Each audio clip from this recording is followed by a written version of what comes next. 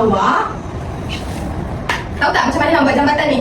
Tahu. Tahu tak macam mana nak buat jambatan ni? Tahu. Ya ke? Satu. Okey, tengok ni, kita buat. Dekat sini, kita kena ambil warna Hijau. hijau. Warna apa ni? Hijau. Dekat sini dia tulis nombor berapa? 2. Jadi warna hijau kena ambil? 2. Sini. Hijau. Warna hijau. Tapi warna hijau tak ada yang bentuk.